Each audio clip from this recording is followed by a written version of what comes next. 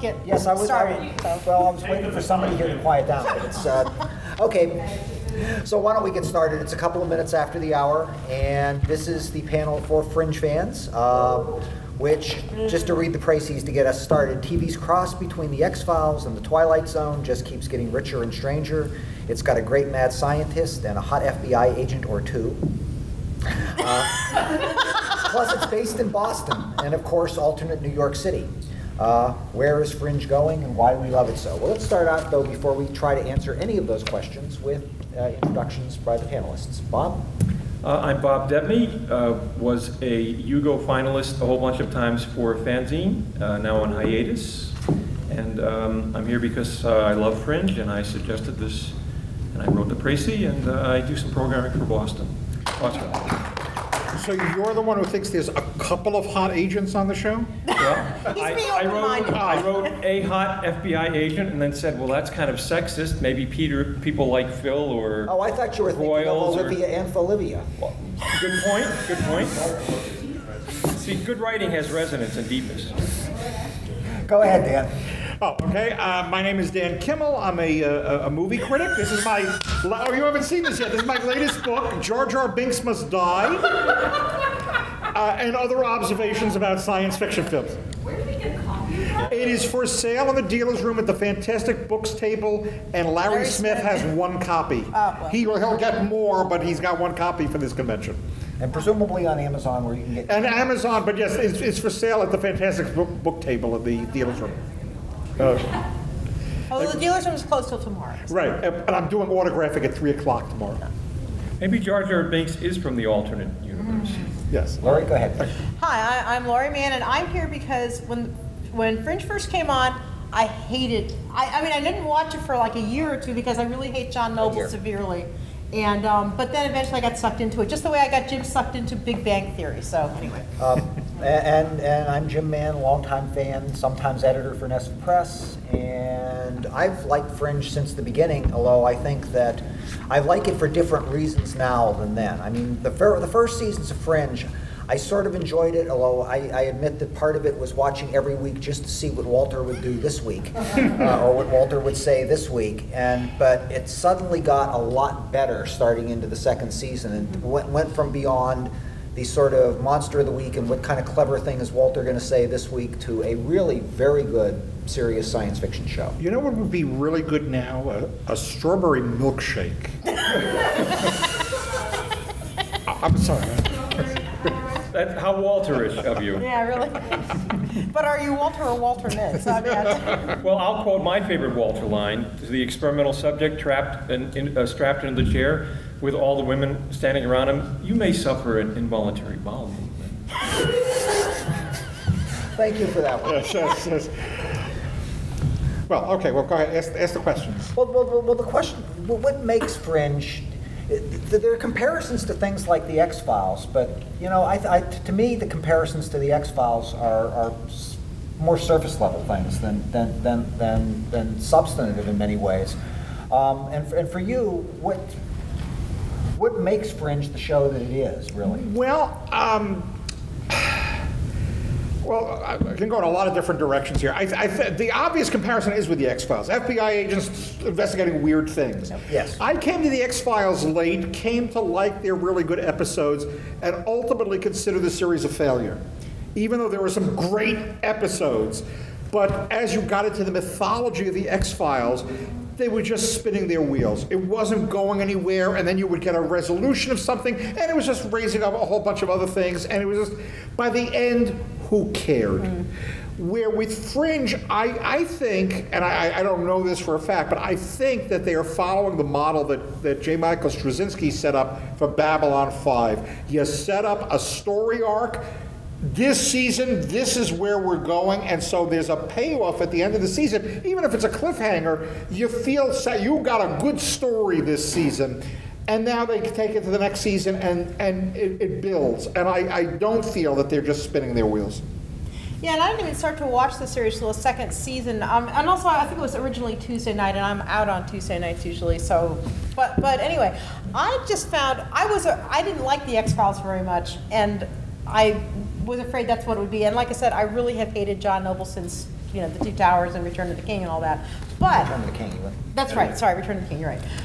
But I started to watch it, and I got really into it. And the whole thing with Olivia in third season has just been very, very compelling, even if it sort of borders here and there on soap opera. But I think it's an excellent setup, and I think they clearly. I agree with you. I think that the creator really has a genuine story arc for the series. And yeah, maybe it might last 4 seasons, or maybe it might last 6 or 8 seasons. But I think there's some flexibility and stuff built in, and that I do think Peter knows where he's going. I'll turn it over to you.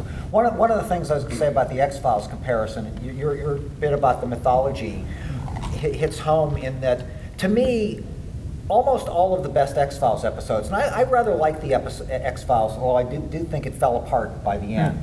But I think most of the best X-File episodes were the ones that didn't involve the mythologies. The mythology, the ones I remember best are the ones that, you know, the fans tend to refer to as the Monster of the Week, or the ones that were sort of only vaguely related to the mythology. The Charles Nelson Riley one. Yes, Jose Chung's From Outer Space, which is an absolutely marvelous episode. The ones where they tried to get into the whole mythology and the conspiracy theory, it's just sort of, okay, which way are they going now? They've changed their mind again.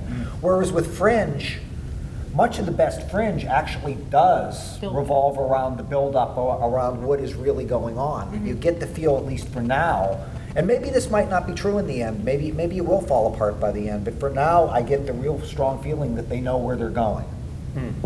Well, there's some direct evidence of that. You know, there are people that are real fans, more than I am even, and they listen to the tea leaves whenever somebody on the show makes an observation or gives a little interview and so on. And a little while ago, the Abrams, the show was in danger of being canceled.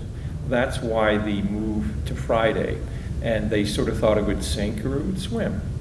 Apparently it's swimming. The numbers for the first couple weeks were better on Friday than it had been on Wednesday. So, reading tea leaves again, it seems like the execs are very pleased at Fox, and we're going to have some more seasons or 2. But during the run-up to that, when everything was uncertain, Abrams said, if we get canceled this season, I don't know how we can wrap up as planned. It seems pretty clear that he has, like, say, a 5-year plan. Maybe, like but that. one of the other things that makes me nervous about Fringe is the fact that Abrams is the person involved. I was a big Lost fan for a number of years, and I've still got a very, very sour taste in my mouth over what happened at the end of in the final season of Lost. But remember who's in there with him? Like Orky, is that his name? Orsi? People from, I can't remember their background now, but people from other shows. They love technical stuff, and they love to be very tight and to storylines. And I'm hoping I'm right. I'm hoping I'm wrong in worrying about Abrams. And I think that there is enough showing that they do know what they're going. But there's at least that in the back of my mind that sort of, I thought he had Lost under control for a number of seasons too, and then it fell apart. Or the last episode of Battlestar Galactica, for instance. Well, never mind. Well, One of the things that's impressed me this season is like last week's episode. We're going to do a whole episode in the alternate universe. We're going to watch their Fringe team go out on one of their weird cases. And yes, and at the end there was, I don't want to spoil it if you didn't see last week's episode, there's a big series twist. Yes. But in terms of just like the Monster of the Week, it was some really interesting stuff where suddenly things will turn on how their universe is different.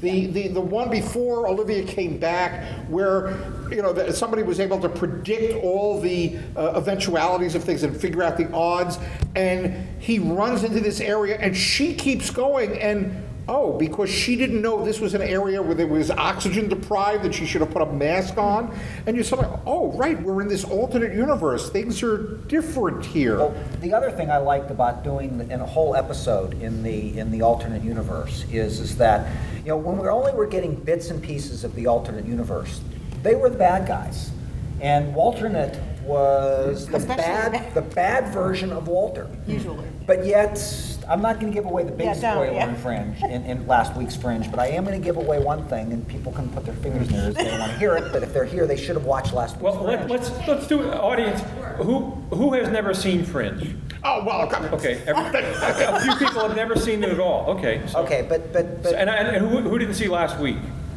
All right, so yes, so we know where we are. Okay, I think you could get that line. I know what you're- the one character thing that really surprised me in last week's is that there's a sequence in the other universe where they're trying to figure out, do some science, and the science advisor to Walternate comes up to him and says, "We think we can make this work, but we've got to experiment on children to do it." And Walternate refuses. He says, "This is a line I will not cross." And now wait a minute, that's the line that our Walter, the good Walter with William Bell, did cross. So it's sort of suddenly the who is really the good guys and who is really the bad guys. It's not quite as clear. That's what's interesting. These are complex characters. Yeah. That's what makes them interesting. They're not cardboard cutouts. They're not always predictable where they're going to go. Yep. And for me, it did not start out that way. I started watching Fringe because it's a new show, and I don't know, it sounded interesting. And at first, it's like this X-Files ripoff, it seemed like. And then I got a look at Walter. And just an episode or two, and I'm hooked on the show because they're doing a mad scientist. An actor who's obviously having the time of his life doing a mad scientist, a role like he's never had. John Noble done a lot of Australian stuff. He was crazy in Return of the King. I mean, he was really right, and he's done a few things. Yeah. He was in that Paul Walker movie. He's a Russian mobster, the one that about finding the gun. It was 2 or 3 years ago. He plays this evil Russian mobster. You can see him kind of out there a little bit. But anyway, here he is going right in the heart of the best role of his life. And you love it. And the writers are starting to love him, and they're giving him more and more great lines. I mean, the idea that he's got a big lab at Harvard, yes. He keeps a cow there. Right, yes. And I could have coasted for a year or two just on that. And then what did they do? They had this great comic character, and they started to give him heart. And then Olivia, who I really like, she's fierce and beautiful. That's a nice combination, very appealing. Turns out she has doubts, and she's not just fearsome, you know. They started to deepen and deepen and deepen. You know? And Peter, with all of the Peter's got so many layers to him, and we still don't know. There are things that Peter's got. You could feel are in his background that we're going to keep learning, because every now and then you just get Peter being able to work a criminal network, basically. You saw early on that Peter apparently is some sort of international con man. That was established quite clearly. Yes. Which isn't quite the daddy's helper kind of nice guy that he's been playing a whole lot. So it just started to deepen and deepen and deepen. And now I'm at a point where I have to say, where's the human relationship in this film? Well, it's a romance, maybe. Sort of. Between 2.5 people, or however but maybe even more important than that, it's a father and son story. How often does network TV go around a very complex, very interesting 1.5 father and son story? And one of the other things with Olivia, and they were kind of talking about that last week, and I won't, again, give away any spoilers here, but somebody was sort of going back and forth on the difference between kind of the alternate Olivia and the Olivia in our. Faux Olivia, that's right, faux Olivia. And one of the things they were sort of saying, and it's absolutely right actually, is faux Olivia is actually in many ways a funnier, nicer person than the Olivia, although the faux Olivia is more manipulative. But the Olivia in our universe is just she's very tense because she's had this past, kind of trauma as being one of Walter's test subjects as a child. And actually, that was one of the very first episodes she lost her mother. saw. Right. That's right. That was one of the very first episodes I saw, actually, was one of the flashback episodes where they talk about Walter testing, experimenting on the children. And I thought, this is really interesting. And then when you find out more about Walter and Peter's relationship, which I didn't really quite understand the first 2 or 3 episodes I saw, and suddenly it was made really clear why their relationship is so bizarre. Well, actually, the real reason for that doesn't occur. You don't find out. There are hints of it in the first season, but it's only at the very end of the first season you figure out that Peter, for sure, that Peter's the Peter from the alternate universe. The other thing with Olivia, in terms of her having our Olivia having so many traumas, is remember our Olivia also lost basically her best friend and partner in the first season. Well, see, I didn't watch yet. Whereas faux Olivia still has him. That's right. Okay. Charlie is still there for faux Olivia, but dead for our Olivia. Yeah, it's interesting. Here's this character who was killed off from the series who's suddenly back because he's in the alternate universe. That's a classic. And you know what? The romance is so funny. If you're a TV writer in Hollywood, and you're writing something with a man and a woman, and there's a possibility of romance, what is your biggest problem? Your biggest problem is, how can I tease for however long this show goes on? Season after season, how can I bring them close and their lips almost meet, and then they come back and, you know. And then, How do I do that? But the beautiful thing about this show is they figured out a way, have them screw right on camera. Well, almost right on camera. They meet and they do it, people. And then they don't really. They go back. It wasn't really her. Great idea. Great idea. I wonder how many more universes in Olivia's there's going to be before we get to the end. It's also interesting, it was funny, Blair Brown, who plays the head of the corporation. I had forgotten just how Ballsy? hot she was. I saw Altered States recently for the first time in years. Oh my goodness. Wow, I have a whole new appreciation for her. But also, Well, now, and the black leather gloves do a little bit for me, I must say. Okay. You're learning, I think, more about us than you really wanted to know. And this is being recorded. But, I find This is faux Bob up here. the corporate history, and it's something that, the stuff with Leonard Nimoy's character and Walter were involved with, and he's been now, part of his brain was turned off or was missing. I mean, there's a whole backstory that is only slowly coming out. Yes. So they've got a lot to mine there. Well, the other thing with the corporation that I found interesting is go back to the first few episodes where Nina's clearly, you're really convinced that she's some sort of an evil force. Yeah. That there's that maybe she's responsible, or that the corporation is responsible for what's going on, and it's only as you start getting toward mid-season that you realize, no, that's not what's happening at all. They're providing major support to try to stop whatever's going on, to try to help us figure it all out. They could turn villainous in a second, though. There's a lab around the corner we haven't seen yet, because I think they're really playing with Nina's dynamic in that corporation. I mean, I have a big distrust of big corporations. So do a lot of Hollywood writers. I don't think we've seen. I don't think that. I don't think it's settled into an equilibrium state yet. All right. Just to show how complex it is, think about how this story is playing out from the perspective of the alternate universe. They are not necessarily evil. No, they are trying to preserve their world. Yep. Yes, they're Yep. desperate. Yeah. And desperate times lead to desperate measures, and it's really complex, and that's what makes it so fascinating. Right, and every time we say our world is screwed up, well, their world is much more screwed up than our world. I mean, And again, you're teased with the thought that, they're very, very evil. It isn't just Walter's Walternet's personality. It's the whole setup around him. That fringe division over there, I thought at first, how is this not like an Einsatzgruppe or something? They're very Gestapo-like, even worse than our government agents lately. Their casual abrogation of power and their arrogance and their running roughshod over anybody's life or circumstance was just really, really chilling. They're a nice group of friends who have coffee, and then they go out and really ruin a lot of people's lives, it looked like. Then you see the reason that they have those powers, maybe. You see, the stakes are a lot higher than you thought they were. Yeah, just like when you're walking around and, that whole area is closed off.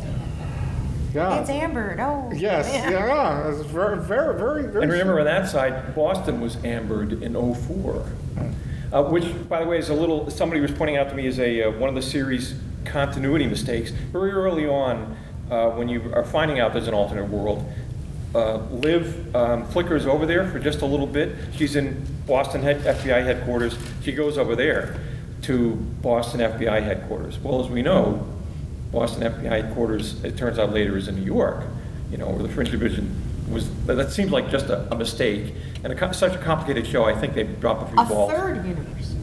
Well, there's very interesting. Who knows? And the people in the amber are not really dead. They can bring it back. They're sort of like No, because we had an episode where somebody was taken out of the amber. Yeah. Yeah. But And who lived. And who lived, but that they can't. But they have to keep it a secret that could happen because. Otherwise, everyone goes rescues their relatives in amber. Right. I'm still waiting for the episode when they get the cow out of Yeah, I want to raise kind of a I'll get to big the audience point. in a minute. Yeah. Let a couple more points from And the panel. maybe Dan might also have something to say on this. And one thing about TV series is I'm really very bitchy about location issues because there are so many series, as we all know, mostly shot like in California. The scenery is always the same. Bones is getting really bad like this. It's suddenly February in DC and there's flowers everywhere. And I'm thinking, you know, you guys ought to know better than this. And usually they did.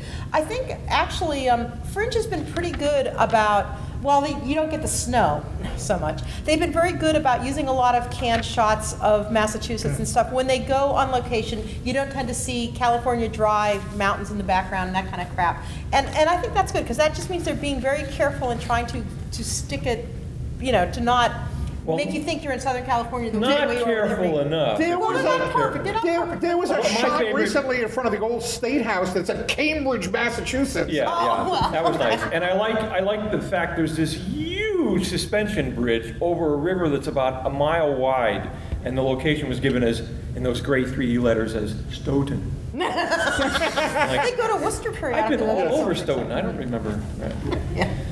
That's still better than the X-Files, when they Oh, had yeah. the episode where they go to the Shenandoah National Park, basically, to Skyland, and are taking the huge cable car up there. Well, wait a minute. No, cable car? No, there's They nothing shot like it in that like in British Shenandoah. Columbia. Yeah, they shot it in Where- British Columbia where the mountains are much bigger than in Virginia. So anyway. But wasn't that show, what is it? I'm trying to remember now because it blurs together. When does she go over to the alternate universe for the first time? Is that the end of the first season? Or- Yes. And that's when she looks out the window and sees the Twin Towers.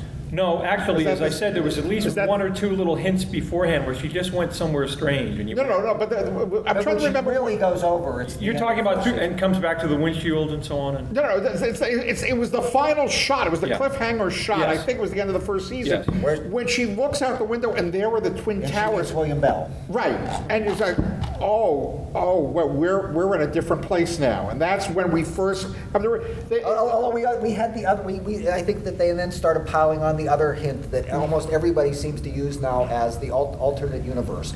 There are Zeppelins. yes. Oh yeah, yeah. There are always Zeppelins if we're in an alternate universe. Or in time travel. And in a recent show, if you haven't quite caught up, one of the characters is in a Zeppelin. Woohoo! I mean, in Doctor Who, that's how you knew that when they went into the alternate universe the first time, that there are Zeppelins all over the place. Okay. Right, but consider how other shows have done alternate universes. Like Star Trek. It's like it's like a plot device. Oh, we'll have the evil characters or the opposite of our characters. Except for Spock, who was a man of integrity in either universe. Right, Anyways. right. But this turns out to be, like I said, really complex because we're, like I said, they've done more than one episode that was set entirely in the alternate universe of just them following their monster of the week, and I'm going, wow, where are they going with this? And it's so fascinating over there because it looks a whole lot like our world, and it departs and it departs, and we're all alternate history fans too, and we think, all right, it's a straight alternate history. Where's the break point? Where was the worlds were the same, then they diverged. But there's some evidence that it was a long time ago. My favorite is alternate Olivia gets a look at some money from our world, and she's handing bills around, and he's going, who's this guy on the $20 bill? They never heard of Thomas Jefferson. So that's the break Well, if point. you've got a $20 bill with Thomas Jefferson, I would take Well, all it right. to the Treasury Department. So the break point is at least 1770, 1780, something like that, maybe earlier than that. It was Andrew Jackson. Andrew Jackson, I'm sorry, so 1830-ish, right. But yeah, so the break point wasn't just the. Right, and the map, you see a map, the states are all very, very different, It isn't just It's not like just, one of the lifetimes of these characters, or when Peter came over or something. It's a long time ago. So In the fact, question is the show going to somehow Well- do something that goes back to explain what Well, caused the break point? where they're going back to is the first people, who apparently were people before the dinosaurs. So, very interesting parallel world situation, because if the divergence was that long ago, why are they still so close? Yeah. It's like there should be forces, I'm making this up, forces pulling the worlds apart from the break point, and it would be quite different now. But there are things pulling them together. You know, people are exactly the same. Most of them are the same. Do you think the first people and the watchers are the same then? There's a good point too. You know, or the watchers from the future. Are they the last people? Is what I like to think of them as. Or are they the first people who are still sort of, didn't quite go extinct and are still around and hiding and have... Wear tacky hats. I want to make a point about how Fox is treating this show, because I wrote a book called The Fourth Network, The History of Fox, and Fox has a very checkered career with science fiction. Yep. Oh, yeah. Serenity, Alien Nation, you know, there's a lot of shows that they... Right. You know, in fact, the story I came across when I was researching the book was the reason Barry Diller, who was the head of the network at the time, didn't like Alienation is because the aliens looked like him. So he really hates the observers. Right. You know? But Fringe, you know, that's now in its third season, and there was talk about, oh, they're moving it to Friday, they're putting it in the death slot, this is it. And Fox's response was to put out a video on the net completely making fun of that notion. Of just like, you know, like making it into a big joke that in fact they were doing anything but killing it off. Oh, what did they say in the video? Look at YouTube or something. I mean, Yeah, look it up on YouTube. I can't quote it. I guess. maybe possibly. Back in the day, my husband was on the phone with someone enthusiastic about alienation. I only heard this other conversation. Yeah, that's right, it's on Fox. No, honest, it's good. Well, Fox started, the X-Files got quite a long run. And Yeah. you know, for all of what we were saying before, over the course of its career, the X-Files produced a lot of good episodes. It produced Right. a number of bad episodes Right. too, but that doesn't invalidate the good stuff that they did. Yeah. Have there been that many bad Fringe episodes? There are minor Fringe episodes, but overall, it's, you know, very few weeks where you go, huh. No, there haven't been Man. any shows where that made me want to call it cringe. So do you have a Fringe book coming, or are you working on No. that? Well, let me ask the other question before I go to the audience, though, and then I'll go to the audience, because you raised a good one about whether there are any bad Fringe episodes.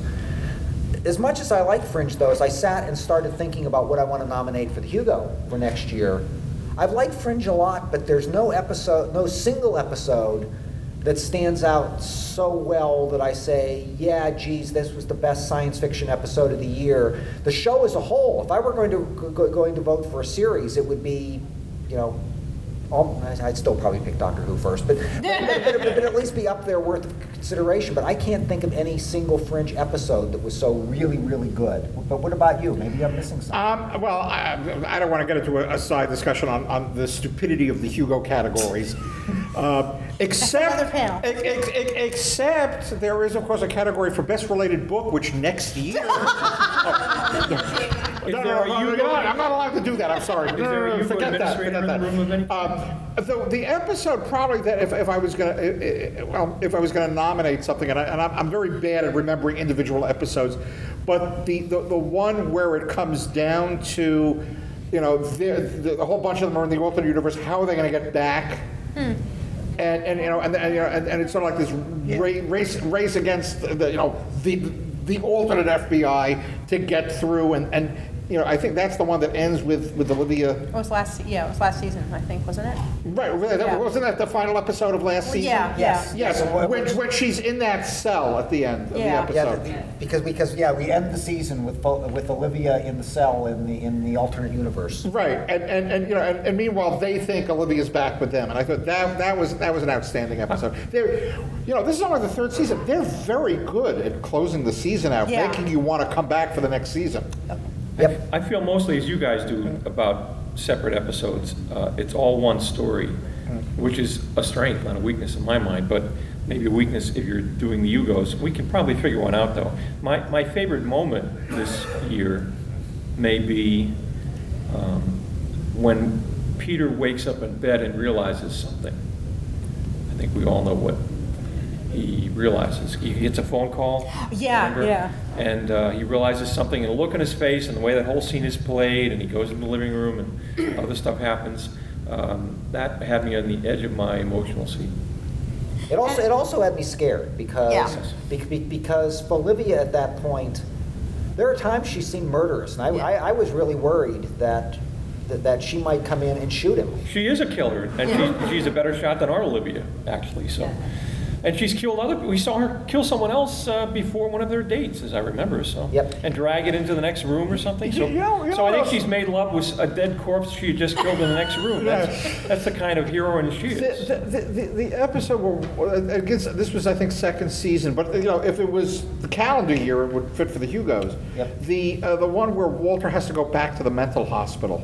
Oh yes, yes. That was in fact to me the scariest episode of Fringe because with Walter going back to, I don't think this is one you watched, Laurie. No, I don't think I've seen it. I thought maybe I think that might actually be first season because Walter goes back to visit the mental hospital because to visit somebody else there, and they grab him and won't let him go and say you don't have the authority to take him away because he shouldn't have been let go in the first place. Yeah. And Walter suddenly is back into the horror of what he has just escaped, what he has only recently escaped. Plus, that was a really good episode. You're wondering if the actor couldn't negotiate on a salary and they're dropping him from the show this way. So you always have that worry. I liked there's so many cool things about it. One of the cool things was I was well into the first season before I realized that Olivia and Walter are both played by aliens. Well, They're both yeah, Australians. yeah. No, yeah. They're both from another world. An alternate universe that looks a lot like ours. But yet people are subtly different. They have healthcare. They have health care, the gentleman said. No, I was talking to Stephen Boucher, an Australian fan, earlier today, and they had gone to see Jon Stewart, and Jon Stewart asked if it was anybody from another country in the audience, and Stephen raised his hand and said he was from Australia, and he said, "Oh, you're just like us, only drunker." Joni, you've been trying to say something for a while. Go ahead. When you were referring to, and I didn't actually see it, where Olivia goes to what you called was a mistake, the New York FBI headquarters. Is it possible they could finesse that as she went where the characters she's used to working with are located, even though it's a different city? She just didn't know it was a different city because she never left the building. And they only tell you later that it's located in New York, not Boston. I'd have to Did they say rewatch. FBI? I'd have to rewatch. is the I'd have to answer, rewatch. yeah. I don't remember the detail well I enough. think I need to go back to the beginning. Yeah. I only started watching when they were promising Leonard Nimoy was on it. That was at the end of the first I've seen season. it a lot, but I'm listening to you guys, I've missed more. And we probably all have to go back and watch the whole series 2 or 3 times now. And I'm sure going back and watching it again, it's going to be one of those shows that's going to be very different because now that you know a lot more of where they're going, probably little things that were hints along the way and such are suddenly going to be, oh, wait a minute. Yes, they did drop that in there early on, and I just didn't notice it. It didn't just click back then, but now that we've seen this. Like The Observers. I had stopped watching Fringe a few weeks ago because they just get so grossly disgusting with the special effects and the Here. shifters and Here and there, yeah. But my friend that I talked to, she insisted, no, go back, it's great. So I actually like the emotional moments better. And then I saw the scene where Olivia opened up the washing machine, and I went, Oh, yeah. oh, this is why I like watching this show. That was fantastic. Do you remember that? I don't. Could you When she talk- got back, when our Olivia got back to her world and was washing the clothes that the faux Olivia had worn, and Yes. she was just very freaked out. Yeah, she Yeah, agreed. and the the shirt was in it. right. Right. Yeah, it's very, I have a little trouble with the character of Olivia. For one thing, that big handsome hunk that she supposedly was in love with first and was having the affair with, I could never really get my mind around that, that she would go for that kind of person. You would think that, You sure he would go for somebody who's grayer? Or yeah, you think she'd like somebody more cerebral, a little older. But so that's completely hard to understand. But I think sometimes they've made her play so much of a range that she goes outside the range of a believable character. Like when she's over in the other place, she's such a competent, contained fierce FBI person almost all the time. She's over there and they have her in a cage and Walter is taunting her through the cage. And she was acting like any other character, going, no, don't do that. Ah! And I like cringed, and they showed it on the promos, and it's like, no, that's not my Olivia. But she was also sort of That's what I call her sometimes, my Olivia. But she was also sort of drugged and stuff there. I mean, it wasn't. I believe they were doing other Yes. things to her, Yeah. so it wasn't just Okay. her being her. It was. But she You was do also, anything when you're high, okay. No, but I also Depends viewed what it you're as she on. was under, she had been imprisoned in Yeah. there with potentially no hope of ever getting Yeah. home. Yeah. And, no matter how brave you are, that you're going to reach a point where you're completely stressed. I crack Let's when try I that get a with Bob and hangnail, see what but- happens.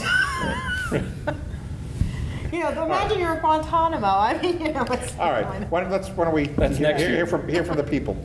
right. Mike, you're a people. Oh, sorry. I'm sorry. That was your job. Go ahead. No, go ahead. Actually, maybe this is one for later toward the end, but I was going to ask you, where would you all want, each one, where do you want it to go?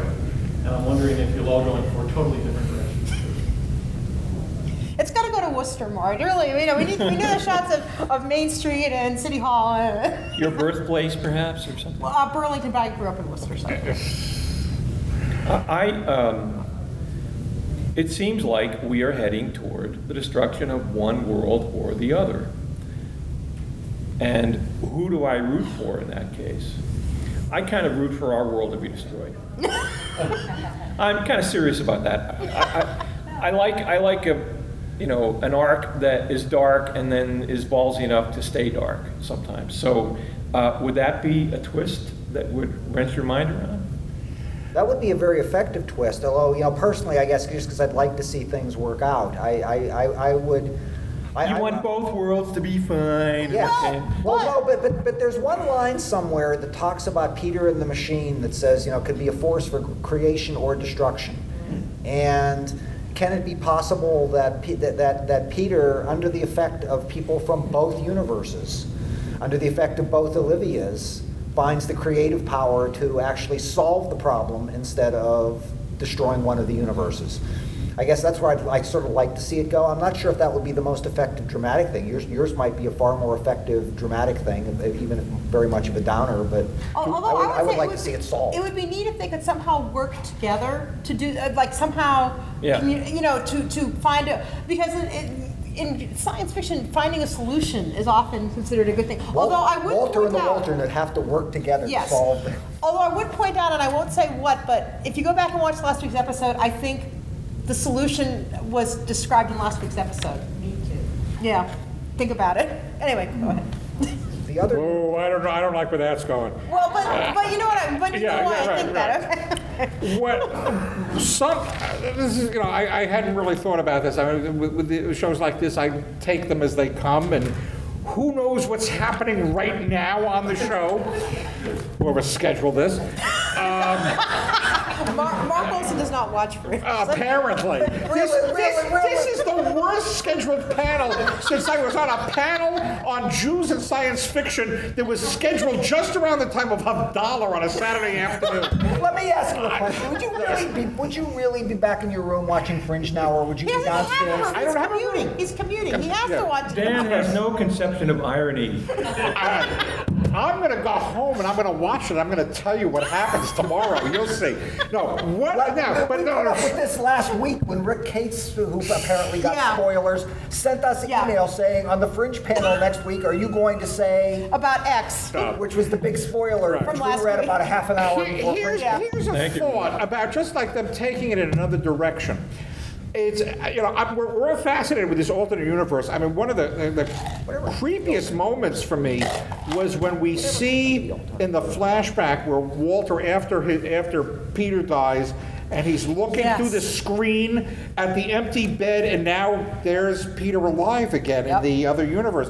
Well, why are there only two universes? Yeah. Well, there's that. Well, too.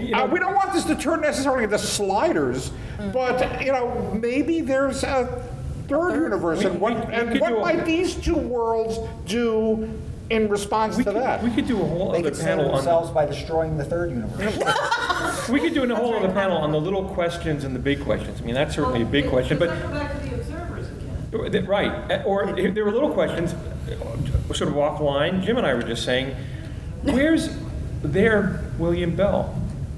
And where is our Phil, I think his name is. That is the guy who's the new head of the office over there, took over from Broyles. Yeah. If you know what I'm talking about, that kind of nice The sciencey guy. the third of the The third of the team over there, the right. team.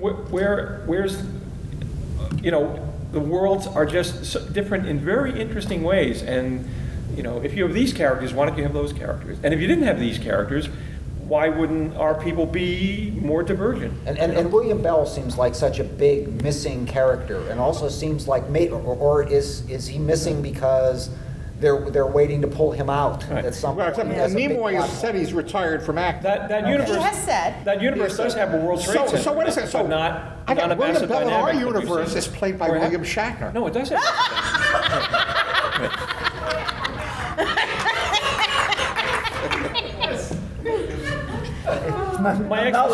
Now starring in William Bell says. My private explanation for where's William Bell over there is that, well, one guy was going to be, one of those two scientists who started out early together was going to make it big, and in that universe it was Walter, so William Bell is in an insane asylum somewhere. Oh, that's an interesting. Yeah, that's a good one. Just because you retired doesn't She mean you did might say come back. that Guest the spots. William Bell from the other universe died in a car crash when he was young. Oh, did Oh, they? okay, I'd forgotten that. I like mine better, but you're right.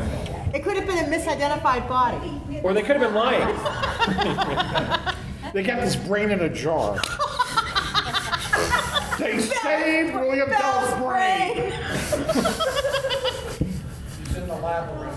Yeah. Well, it's a bell jar, of course. All right, get the hook. Go ahead. Does anybody decode the glyphs at the commercial breaks? 'Cause I've never- Very interesting. I'm sure there are several websites with that information. But you have, obviously. No, I haven't bothered. I know that they mean something. Each one is a letter or something, but I've never bothered to decode. I have trouble just looking at the objects. It took me months to realize that, oh, the hand has one more finger than I do, you know? And the frog, what's wrong with the frog?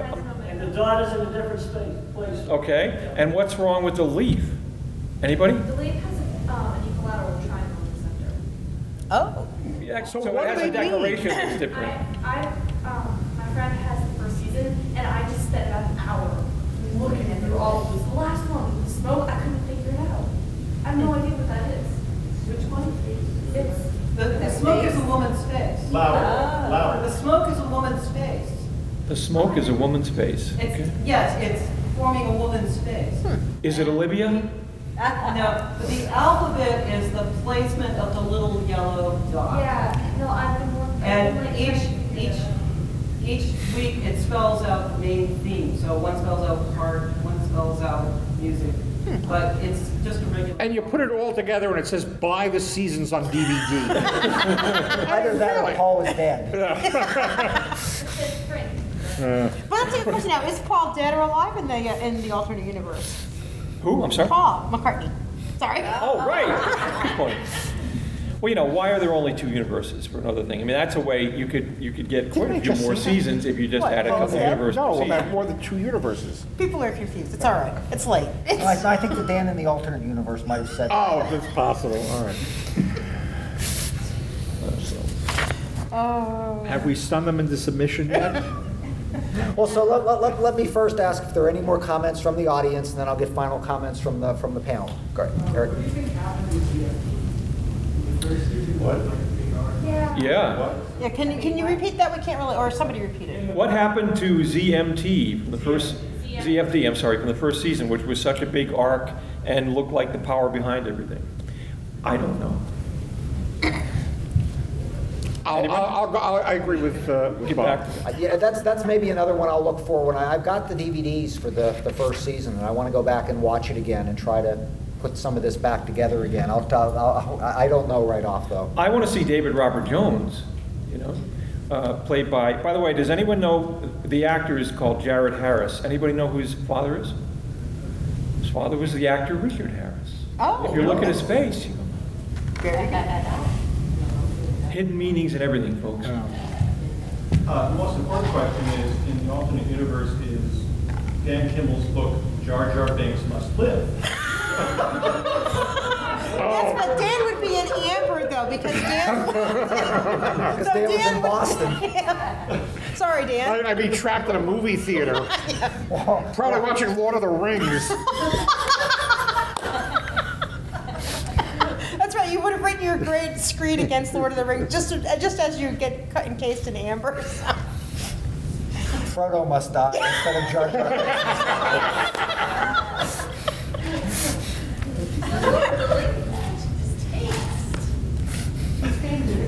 No, Dan has great taste in many, many things, but we won't have that discussion Not, with this not, panel. not about Tomorrow morning, wait a second, at 10 o'clock in this room, I don't get it.